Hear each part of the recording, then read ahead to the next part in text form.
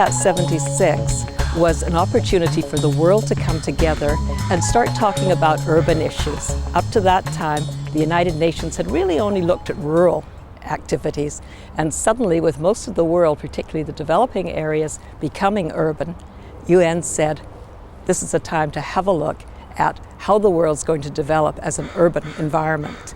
Oh, the official was full of poobahs of politicians and bureaucrats to wrestle with statements that would lead nowhere, probably.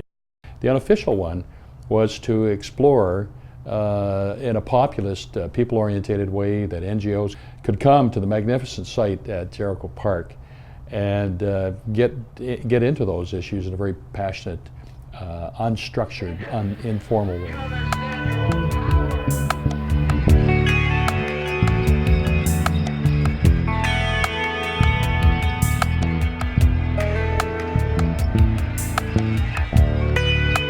Well, there was sort of a wariness about the weird and wonderful collection of people, and where were they going to go, and how was it going to fit in with the official Habitat Forum in the downtown area. Taking in a few more in most part, the downtown conference were people who were delegates chosen by their countries.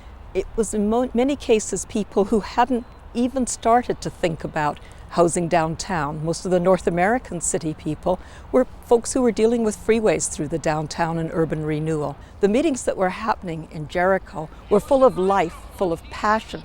People who cared about cities, people who cared about housing and the kind of communities that were being created. They were sharing ideas. It is incontrovertible. Within 10 years we can be living on an energy income.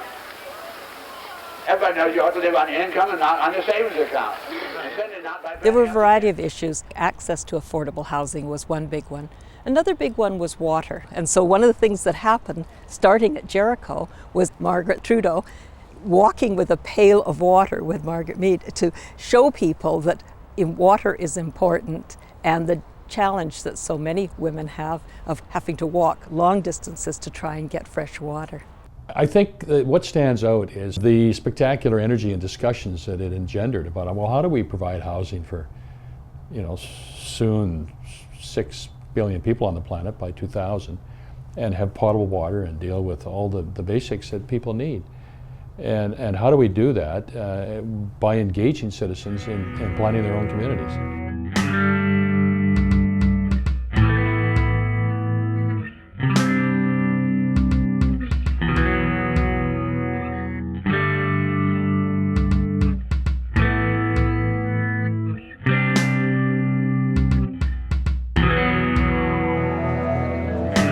There was a huge mingling of formal and informal groups, so we really brought the two together. It was a great flow of ideas and energy. We expected maybe 3,000 or 4,000 people to attend, and over 10,000 actually attended. We had to shut the door at one point because the fire marshal said, you got too many people. Everybody was at the same meetings. Everybody was listening to the same speakers. Everybody had a chance to interact with the same speakers. So internationally, people, whether they were nonprofit groups or whether they were official delegates from countries, got to mingle, got to share ideas. The future of the human species is tied in the city. How we plan and govern our cities will determine whether our collective future will be bright and sustainable or brutal and chaotic. The main issues during the World Urban Forum were really how much of the rest of the world is going to deal with increased urbanization.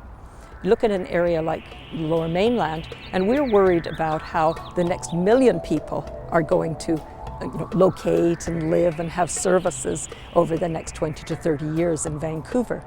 But if you came from China, you'd be worrying about how the next 260 million people were going to be accommodated in cities during the same time frame. Well, I think it's important for the global community to have passionate discussions about new ideas to deal with these basic issues of how to make our cities and communities sustainable.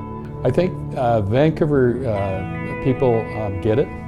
We're just starting down that path of shifting from being smug about being one of the most livable cities in the world to really aggressively becoming one of the most sustainable cities in the world.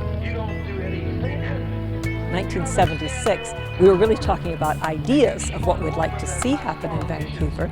It wasn't until 30 years later, when the World Urban Forum came here, that we could actually show people ideas into action.